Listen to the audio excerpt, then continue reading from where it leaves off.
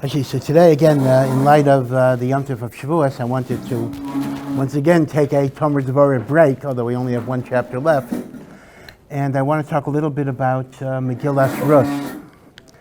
Megillas Rus, the minhag is we read the story of Rus on Shavuos in Chutz La'aretz. It's read the second day of Shavuos in Eretz Yisrael.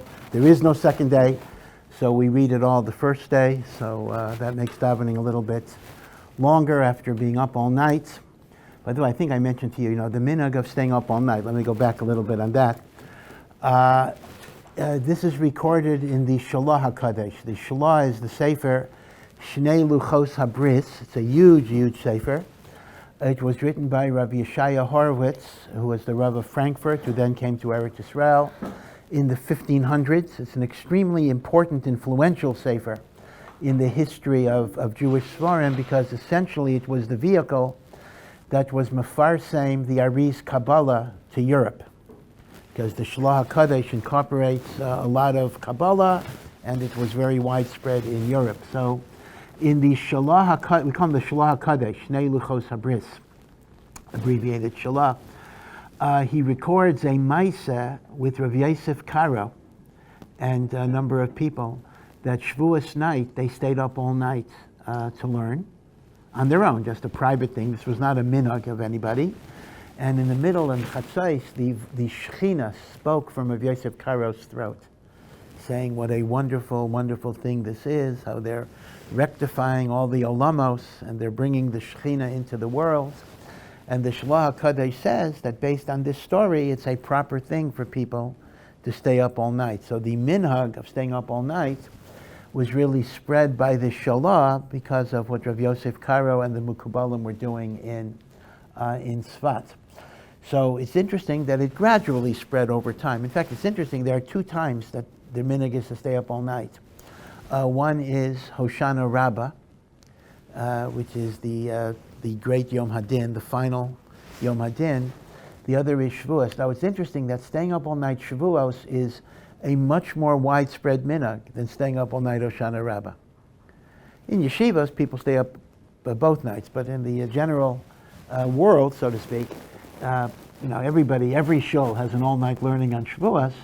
Most shuls, let's say in America, do not have all-night learning Hoshana Rabbah, but the emes is the minhag of staying up all night Hoshana Rabbah is much older than the minhag of staying up all night Shavuos. The minhag of staying up all night Hoshana Rabbah is already in the Zohar. The minhag of staying up all night Shavuos is actually later. But be it as it may, the minhag gradually spread in the 1500s, the 1600s, etc. So somebody wrote an article, a historian wrote an article correlating, this is fascinating, the spread of all-night learning in different European countries with the introduction of coffee. Because coffee is from America. So there was no coffee in Europe till after Columbus. And coffee was introduced into European countries different years. You can actually map the years. When did Italy get coffee? When did Germany get coffee? When did Poland get coffee? Etc. So this historian showed that the spread of the minhag was very much connected to coffee, meaning the countries that had coffee started the minhag of staying up all night. If you didn't have coffee yet, you didn't do it. So, ad hayom hazeh, coffee plays a very important role in the idea of staying up all night. Now, the makor, I'm sorry, do you want to say something? I do have a question. On the last 2 days of Pesach, was also staying up all night? Less so. I mean, there's some do that also, but that's less. I would call that number 3. Hoshana Rabbah is the earliest makor, then staying up all night Shavuos. Now, the makor, again, the makor of staying up all night is the story of the Beis Yosef, but it's based on a medrash. It's based on a medrash that says that before Matan Torah, the night before Matan Torah, the Yidden went to sleep. And when Hashem came at the crack of dawn to give them the Torah, he says they were all asleep. They kept God waiting. That's pretty bad. So in order to rectify the Aveira of keeping HaKadosh Baruch Hu waiting, we're up all night. So when Hashem comes to give us the Torah, the crack of dawn, we're already up. It's a tikkun for Bnei Yisrael sleeping late. That's Shavuos night. Now, that's why people ask me sometimes, let's assume I don't have the koach to stay up all night. Is it better for me to learn late and go to sleep? Or is it better for me to go to sleep early and get up early and daven kivasikin? So the emes is, the logic of the minhag would indicate that it's better to get up early than to learn late, because the whole concept is you want to be up when HaKadosh Baruch Hu comes in the morning to kind of give us the Torah again. That's besides the inyan of davening kivasikin, which is actually an important inyan the whole year if you can do it. But besides vasikin, the logic of the minhag of staying up all night would be you want to be makdim, you want to be there before Hashem, so to speak, who comes in the morning. Now it's interesting that Rav Yashiv did not stay up all night Shavuos, even in his younger years. And it's interesting because he made a cheshbon that he learned more if he followed his regular schedule than if he stayed up all night. And this is actually an interesting cheshbon that a person can make, because obviously different people are affected differently by lack of sleep, but it's often the case that you're up all night and your next day is ruined, and maybe even after that, etc. So he made a cheshbon that his learning would actually be better if he didn't stay up all night. Of course, his cheshbon anyway was every night he got up 2 a.m. I mean, he would go to sleep. That was his CEDAR. His CEDAR would be, he essentially went to sleep around 10 p.m. Slept 4 hours, maybe 5 hours. He would get up at 2. He would learn from 2 to 7. He didn't even, I believe, he didn't even daven vasikin, because he didn't know, because 2 to 7 were his learning hours, because nobody bothered him. Now, once in a while, some smart aleck realized he was up and would actually, well, I can get Rav Yashiv at 3 a.m. I know he's there, but whatever. But that was not a nice thing to do. He bedafka picked those hours when Deruba of the people are asleep, because those were the hours he had to learn. During the day, it was not possible for him to really learn in a concentrated way, because people were coming to him all the time. So he actually made a cheshbon that he could learn more without. So again, I'm not telling people what to do, but it is something to think about, that sometimes a minhag is a very beautiful minhag and actually a very important minhag, but you also have to weigh it against the cost that it will have in your general avodas Hashem. By the way, Rav Yashiv, when he would learn, he would actually explain the Gemara to himself. Like he would say, the Gemara, in Yiddish, frek the Gemara is asking this and that. So they say that one of his neighbors wanted to learn with Rav Yashiv b'chavrusa, but so what he did was, he simply got up 3 a.m. or 2 a.m, and Rav Yashiv was learning Masechah Shabbos, and he was in the next apartment. He took out a Masechah Shabbos, and he had Rav Yashiv explain they didn't know. Rav Yashiv didn't know. He mamish learned the whole Masechah Rav Yashiv, because Rav Yashiv explains in his own learning to himself. He literally explained every single line. So he mamish had the whole Masechah learning with the Gemara says this, and in fact he would begin, there are 39 malachos on Shabbos. Like Imamish would be masber every little thing to himself, out loud as he would learn. So just one little ha'ara, and that is, how is it shayach that the Jewish people overslept? That's kind of very, very odd. Overslept? I mean, what's the pshat? If you had a big job interview, you would be sure to get up early, and maybe you wouldn't even be able to sleep the whole night. So here, HaKadosh Baruch Hu is going to give us the Torah tomorrow morning. So what's the pshat? We oversleep? How could we sleep at all? I mean, there would be such excitement, such a pachad. What's going on? So Babachir Rebbe has a very nice explanation. He brings a medrash that talks about the sleep of the Jewish people that night. That it was a very, very special sleep. There were no mosquitoes. There were no bugs. Very, very peaceful. And the Medrash is madgish the point that there was something spiritual and holy about this sleep. And the taina was this, that we know that when the neshama is imprisoned in a guf,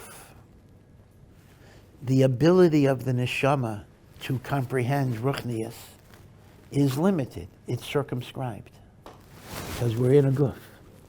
So among the great tzaddikim, when a person goes to sleep, their godly soul ascends to Shemayim and absorbs. So again, obviously you're alive when you're asleep, but you're alive in the sense of your animal soul is there. Your godly soul goes to Shemayim.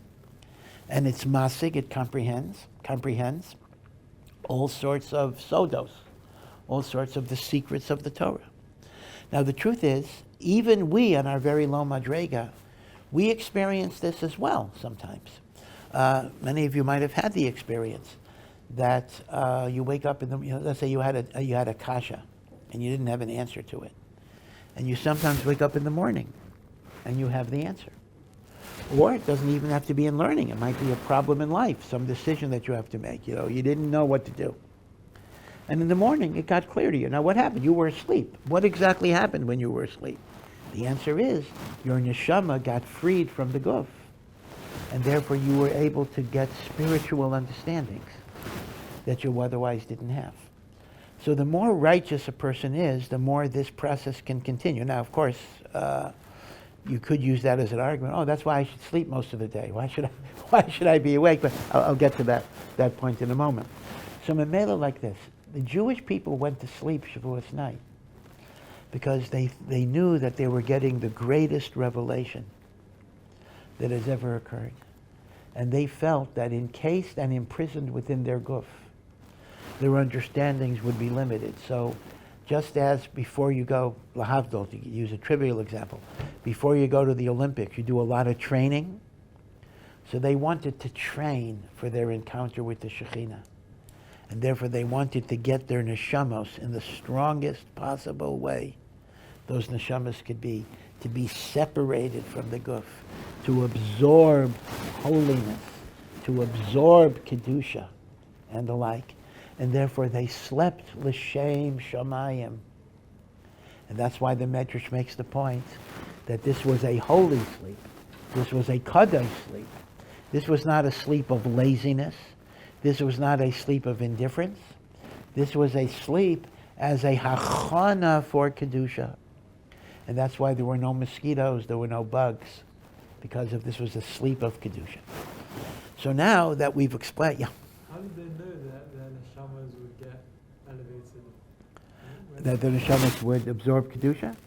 They understood that, but presumably they had maybe they've already experienced it on other nights, but they understood the neshama separated from the guf can achieve all sorts of things, right? These are out-of-body experiences. The Mekubalim talk about them. By the way, very, very dangerous. HaRav Aryeh Kaplan, Zichrono Livracha, writes about the idea that when there are certain meditations, you can become so connected to Hashem that your neshama leaves the body. It doesn't want to be in the body anymore. It escapes. But that's very dangerous, because once the neshama escapes, it doesn't always want to go back. So he talks about, quite literally, a buddy system, right? That if you're, he writes this, if you're going to engage in these Kabbalistic meditations, you need to have another person with you who, if he sees that you're kind of leaving the world, can give you a patch, give you a slap and say, come back. Because the neshama is supposed to come back, right? You actually need somebody. You shouldn't do it by yourself because it's considered to be dangerous. In fact, maybe I shouldn't say this because I have no raya at all, but many of you might know that Rav Aryeh Kaplan was nifter very young, in his late 40s. Really, like all the Mekubalim. The Ramak died at 48. The Ari died at 39. Rav Aryeh Kaplan also died, I think, at 48. I'm not sure exactly, but before the age of 50. And once again, you see what's going on here, that when a person achieves a certain intense devekus in Hashem, the neshama leaves the guf. It's a dangerous thing. Now, so for most of us, we learn a little bit of Kabbalah. That doesn't really affect us in that way. But certain personalities and certain intense meditations can actually be very, very dangerous if a person does not prepare himself properly. So be it as it may, the sleep of Klal Yisrael, the night of Shavuos, was said to be a holy sleep, a ruchnius sleep. a Kedusha sleep.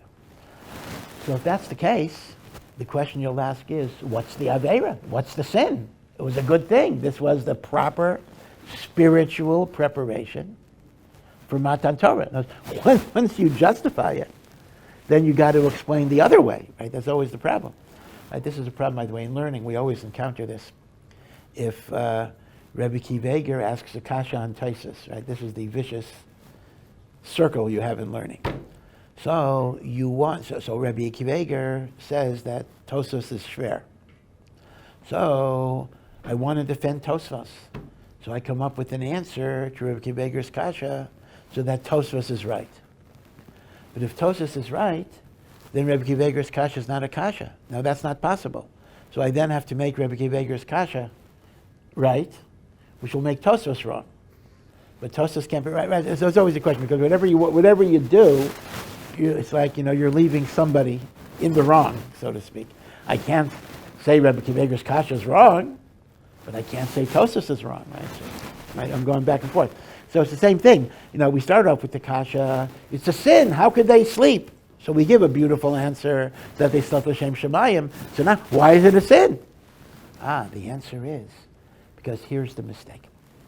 Let's go back a little bit. There's a Gemara in Masechah Shabbos that points out that everything connected to the Torah is connected to the number 3.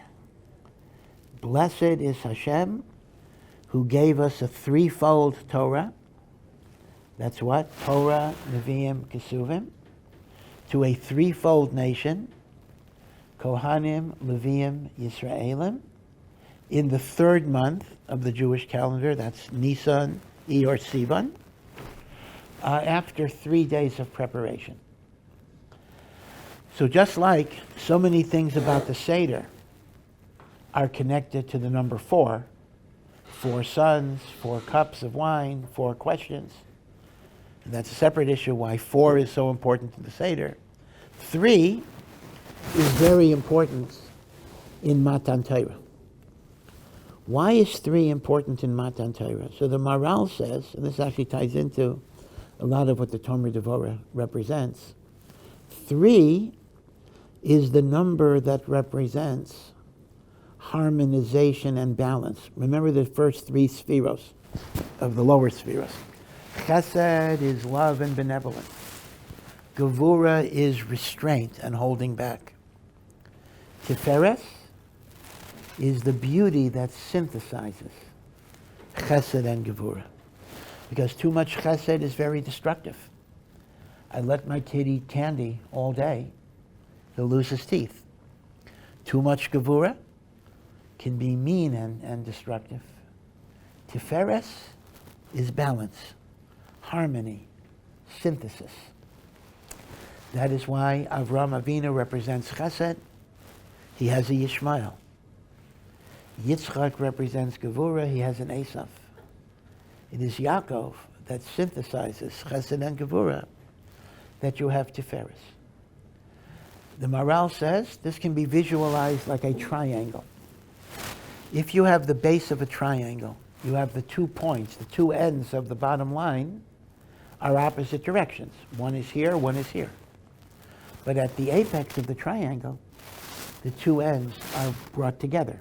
Right? You draw a diagonal line, 2 diagonal lines, you get a synthesis, a balance, a harmony. 3 is the symbolic number of balance and harmony of opposite forces. So everything about the Torah is 3 because the Torah teaches us how to balance the physical and the spiritual. You see, some people have an idea that the way you achieve holiness is by rejecting the physical world. You become celibate. You fast all the time. You take a vow of poverty. And they look at the fact that there's the spiritual world and there's the physical world. And these are opposites, and it's not shayach to reconcile them. This philosophy says you can only be a holy person if you disengage from physicality. But the Torah teaches us no. The Torah teaches us you can harmonize the physical. This is the moral. You can harmonize the physical and the spiritual. Because Torah teaches us that even the physical can be elevated. You can eat, you can drink. All the things we share in common with animals. We eat, we drink, we eliminate, we have sexual relations. These are animal activities because, after all, animals do them. Right? We wouldn't look at them as godly. We would look at them as a common denominator that we share with animals. But the Torah says no. If you eat l'shem shamayim, if you eat in order to serve Hashem, whatever it is that you do, again, and the Rambam says this can extend to anything. It can extend to playing basketball, jogging, going on vacation. Whatever a person does, if he does it with the kavanah, I'm doing it to be stronger, I'm doing it to be calmer, I'm doing it to be able to have a serenity and a peace of mind so I can serve Hashem properly. All of those material activities become avodas Hashem. The Maharal says this is the idea of Torah is three. It is the synthesis. It is the balance. It is the harmonization between the physical and the spiritual, which is why the Maharal himself says, the Maharal wrote many, many svarim, but his three largest svarim are on pivotal experiences of the Jewish people. Gevuros Hashem is the Maharal's big sefer on Yitzias Mitzrayim. Netzach Yisrael is his big sefer on Golus and Geula, Mashiach. So Yitzias Mitzrayim, Gevuras Hashem, Netzach Yisrael, Golus and Geula. But then he wrote a sefer on Matan Torah. Everything about Matan Torah. And that sefer is called Tiferes Yisrael. That the Torah itself is called the beauty of Am Yisrael. But specifically, the Maharal says, Tiferes is the term, the third sphera, that balances opposite forces. And in this case, it would be body and soul. By the way, Maharal never really uses Kabbalistic terminology. He writes in philosophical ways, but it's very, very clear that he was using Kabbalah and writing it philosophically. He didn't want to use the language of Kabbalah. But obviously the whole idea of harmonization and synthesis is based on the spheros. So this explains a passage in the Gemara. There's a machlokes in the Gemara between Rabbi Eliezer and Rabbi Yoshua.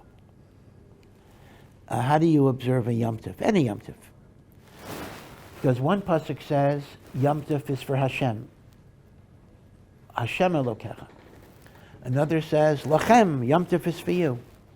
Eat and drink and enjoy. So you got a stira. Do I use Yom Tov to serve Hashem? Or do I use Yom Tov to primarily engage in my physical pleasures? So Rabbi Eliezer says a very surprising thing. Rabbi Eliezer says, you have a choice. You can either devote your whole day to serve Hashem, or you can devote your whole day to eating and drinking. Meaning, according to Rabbi Eliezer, you're allowed to fast on Yom Tov. I could decide, I'm just going to learn and daven. Forget about Sudos. Or, sounds funny, I could decide I'm going to spend the whole day on my Suda. I mean, I'm assuming even Rabbi Eliezer would say you have to daven, but other than davening, the whole day, eat, drink, be merry. I have a choice. Kulo Lashem, o kulo lachem. Rabbi Yoshua, and we paskin like Rabbi Yoshua, says that is not how you reconcile the verses.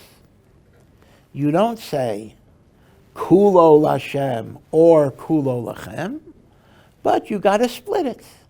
Chatzi lashem, V'chatzi lechem. Again, it doesn't necessarily mean 50-50, but meaning some of your day must be devoted to limud haTorah, and some of your day must be devoted to eating and drinking. We pass on like Rav Yeshua. You're not allowed to fast on Yom Tov. You are mechuyav to have a meal. Okay. That's a machlokas. So now, listen to what the Gemara says. The Gemara then says something that seems to be a non sequitur. It says, the machlokas, Rabbi Yoshua and Rabbi Eliezer, is by Pesach during the day, the Seder Pesach, and Sukkot. But when it comes to Shavuos, there's no machlokas. Even Rabbi Eliezer, who gives you the option of kulo lashem, on Shavuos, you have to have a meal. You have to have cheesecake. You have to eat. Why? Because it's the Yom Shenitna Bo Torah. It is the day that we got the Torah. Now this is a non sequitur because I almost would have expected the opposite. I would have said, even Rabbi Yeshua that says you have to have a meal, on Shavuos he would say I could learn the whole time because that's the day I got the Torah. That's what I would have thought. The Gemara says the other way around. What does the Gemara say? Even Rabbi Eliezer, who says you do have the option of learning all day, on Shavuos, you got to stop your learning and have a meal because Yom Shnitna Bo Torah. That's what the Gemara says. Hakol Moedim V'Yatzeres Dibo'inan Lachem because Yom Shenitna Bo Torah. What's the pshat? On the day that I got the Torah, that's when I don't have the option of learning all day? The answer is this. If we understand that the whole concept of Torah is tiferes, balance, harmony, integration, the ability to elevate the physical. If you were to say, I'm not having a meal on Shavuos, I'm just going to learn, you would be making the statement that the physicality cannot really be elevated and sanctified. You're missing the whole point of the Torah. But dafka on Shavuos, you have to show that it's not just my learning and my davening, but my eating and my drinking can be elevated as well, right? Because otherwise, the Torah would not be tiferes. And indeed, it goes back to the idea that the Gemara in Shabbos says that after the Ten Commandments, Moshe went up Har Sinai, and he was there for 40 days, 40 nights, and Chazal say he actually went up to Shemayim. He went up to Shemayim. And it was quite frightening because all of the angels were arguing with Hashem that he should not give the Torah. It's the Gemara in Shabbos. He should not give the Torah to people. People, what are you wasting your pure, holy, elevated Torah? That was the blueprint of the world, that pre-existed the creation of the universe. You're going to give it to lowly people who will violate it, besmirch it, right? Not keep it. And Moshe was, frankly, Moshe Rabbeinu was scared. He was scared. You're surrounded by all of these angels. So HaKadosh Baruch Hu told Moshe, give him an answer. And Moshe was too afraid to talk. And Hashem said, hold on to my throne, and that will give you strength. And he holds on to Hashem's throne, and he comes up with an answer. He says to the angels, well, you want to keep the Torah. How much of the Torah applies to you? Honor your father and mother. Do you have father and mother? Don't eat non-kosher food. Do you eat at all? Even with Avram, the angels made believe they were eating. They were not really eating. Meaning, the Torah is about taking the physical and elevating it. If you are going to reject the physical, you're living like an angel. But here's the thing. If you're living like an angel, you will always be inferior to the angels. You won't be as good as them because you're going to sometimes have to eat, sometimes have to sleep. whatever. Meaning, if I treat the Torah as if I was an angel, then the angels ought to get it instead of me because they can do a better job. An angel can be more of an angel than a human can be an angel.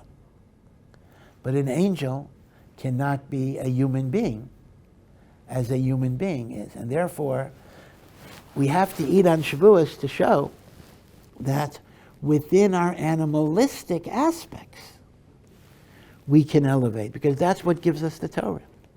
Okay, so that's why the Torah is compared to 3. That's why there's a mitzvah of a meal on Shavuos. Yeah. In terms of like Kedusha and like already in the physical world, and like you see that all over the place in like Torah, that it's a very beautiful thing for Hashem, like that we get this close to this way. And obviously there's like levels and degrees of how to do it properly, and everyone at their level. But I've also heard that like there's certain like stories of like great rabbanim. I'm not sure exactly who it was, but I remember hearing that like this great rabbi would only eat like oatmeal. Like you walk around with a little bit. That's kind of like a side subject. Yeah, no, it's a complicated subject because on one hand we talk about sanctifying the physical, and if you look in the Mesilas Yesharim, in the very last chapter, the highest level, remember the Mesilas Yesharim is a ladder. The lowest level is Zehirus. What's the lowest level? The lowest level is I keep the whole Torah. I mean, the Mesilas Yesharim starts at such a high pitch that the very lowest level of Mesilas Yesharim is I keep the whole Torah without sin. That's your minimum. Now let's work up from there. So it's pitched at a very, very high level. But the highest of the high levels is Kedusha. And he actually writes that when the tzaddik eats and drinks, it is like a korban to Hashem. His eating and drinking is like something burnt on the Mizbeach. So on one hand, we do have the notion of sanctifying the Gashmias. On the other hand, you are correct that there are passages and stories about extreme precious, extreme asceticism, where a person separates, from the pleasures of Olam Hazeh, rather. They only eat whatever it is. They eat just a tiny bit, and they make a whole point that it doesn't taste good. In fact, I remember reading a little story about someone who lived in Yerushalayim not so long ago, kind of a contemporary person, that he was very makbid to eat only healthy things, because that was a mitzvah, but he didn't want to enjoy it. So what was the story? That he poured, he had like a chicken soup that he needed to eat because of the health benefits, but he poured like raspberry syrup into the chicken soup, which for most people makes it pretty disgusting. But he says, I'm eating it for the mitzvah, not because I want to enjoy it, so therefore I'm going to make it disgusting and then eat it, So there is such a madrega, and it's a very, very good question. How do you reconcile the two things? Because remember, there is a passage in the Talmud Yerushalmi that says, a person will be held to account for every pleasure of this world he could have enjoyed that he didn't, because God put it there for us to enjoy and to elevate and to appreciate. So maybe at some point later, maybe we'll address the contradiction. But the basic idea, at least here, of Shavuos is you got to sanctify the physical. Yeah.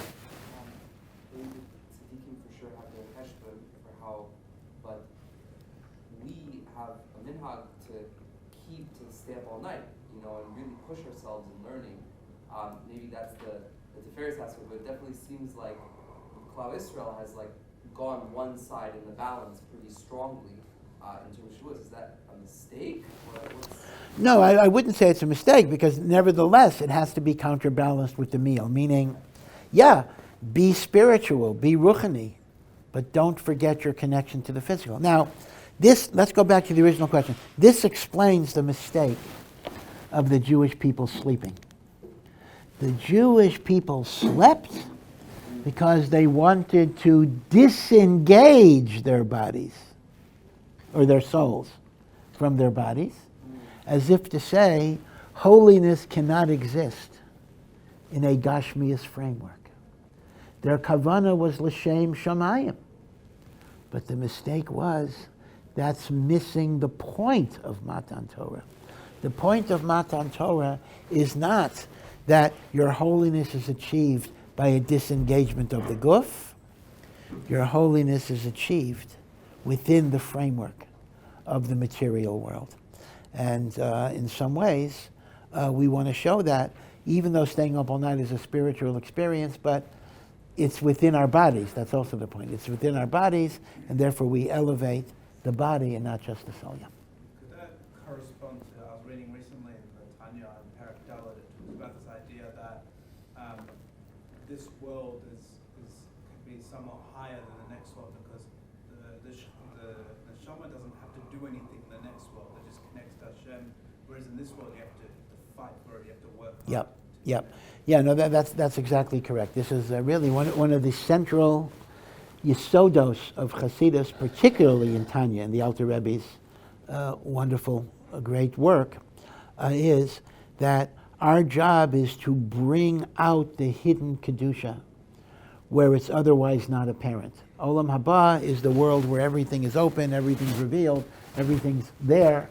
There's no work we have to do to uncover the Kedusha that's hidden in everything. In this world, the Kedusha is here, but it's hidden. It's covered up in all sorts of veils. And we are given the job to uncover those veils in the world, uncover those veils within ourselves. And therefore, that is the great, great, great accomplishment of life, is to be able to see the Kedusha even in the physical. Right, so that's the idea of why the Gemara says, or why the Torah is connected to three, and why the Torah is called Tiferes, and why on Shavuos their bedafka is a chiyuv of a seuda, even according to Rabbi Eliezer, who normally gives you the option of learning all day. Yeah. Trying to bring our spirituality up for Shavuos. Could you provide a mushal like we discussed about the meditation to help uplift us coming into Shavuos? Well, the truth of the matter is, the idea of meditation on food actually is an important theme. It's really, largely it's not our madrega, but it is a theme that Rav Tzadok talks about a lot, the idea of as you take anything in, any type of gashmis, sleeping, it could be sleeping, eating, whatever it will be, is that you have kavana, that you want to use this to give your body the strength so that your neshama can serve Hashem. It's a conscious thought that a person has. I'm sure you've heard, maybe you do it yourself, at the Shabbos meal, sometimes people say, as they take each spoonful, L'chavod Shabbos Kodesh. Now, on some level, that is pretentious. I say, no, you're eating the cholent because you like the cholent, L'chavod Shabbos Kodesh. But, and again, I have to admit, I'm a little cynical by nature, so I sometimes have that reaction when I hear, L'chavod Shabbos Kodesh. But, there's another way of looking at it. In Ruchnius, even if you're not on a level, if you wish you would be on that level, that counts as being connected to that level. So when a person's, well, I can't judge anyone specific, but a person says the L'chavod Shabbos Kodesh, maybe he's not yet on the level where he's only eating to honor Shabbos, but he's at least expressing, I wish I would be on that level. And that counts. In fact, the Arizal says, even if it's 13 levels removed, like it's, I wish that I would wish that I would have wished that I, even if you're like so far away from actually having that thought, up to 13 levels, HaKadosh Baruch Hu says, there's something in you that wants to be there. And therefore that does count. So, a certain amount of hypocrisy in that sense, maybe hypocrisy is not the right word, has a certain legitimate role, because at least it kind of says where I wish I would be, even if I'm not quite there. So maybe on Shavuos you can have at least that machshava, that all of the physicality is that I should be able to open my heart to be able to serve HaKadosh Baruch Hu. So again, I want to wish everybody I didn't get to Rus. Okay, this was, but whatever. Maybe it'll be other times. Okay, but maybe we'll talk about that later. Rus is in Tanakh, so it's not going away. It's there after Shavuos too. But anyway, you should have an emistic, a Kabbalah Satira, that together with the Achdus and our commitment to HaKadosh Baruch Hu, it's brought down in Svarim that just as Rosh Hashanah is the Yom HaDin, when Hashem decides who will live and who will die.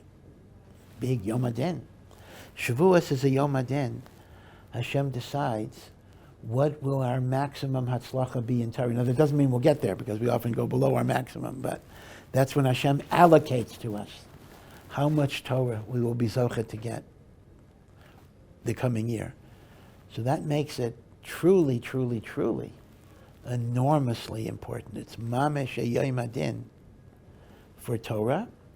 And what Hashem looks at is, once again, how much do you want it?